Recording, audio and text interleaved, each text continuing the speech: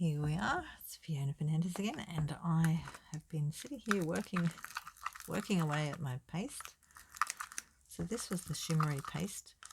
Both of my pastes dried out, so I added a bit of water. Now I didn't put a lot into this, so this is, as you can see how much is in there.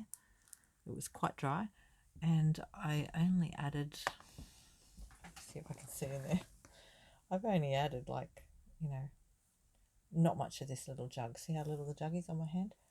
So I've only added a very small amount of that, about that much of the jug full. I didn't measure the quantity, sorry. I just added it to see what it looked like and just put a little bit more into the bottom to let it sit. And then I just kept working at the bottom. So you do need something quite, this is a metal knife. It's a little cheese knife, pate sort of knife. So it's quite good for this. You will need something firm. I don't know if the palette knives, yeah, they actually feel quite strong. So I think they'd be all right to use one of those. Just keep digging into it, and I'm right down to the bottom now, and it's all soft and paste-like again. Yay! Here's my soft paste. So that's really good that we can resurrect that dry paste with just a little bit of water. So just add a little bit at a time and work it through, and then I'm just going to put this back onto it. So this is the sticky side of the peel and peel and press and seal, which I showed in the early video,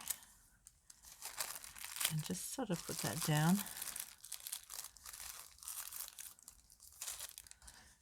Now I did Google how to do this, and I came across someone that told me about the press and seal. Now I can't remember who it was. Just a minute, let me have a quick look. History. It was, I like to say who people are. Sarah Levin from theartfullinker.com. Thank you, Sarah.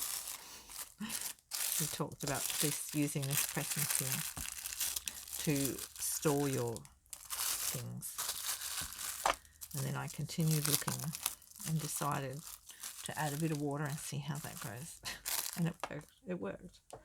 So if you wanted to, you could keep this piece over the top.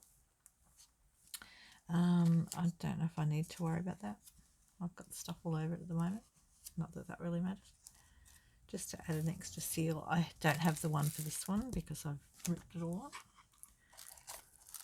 I'll just put that back on, and just make sure you go and wash your palette knife fairly quickly so it doesn't dry out. There we go. All right, catch you next time. Ciao.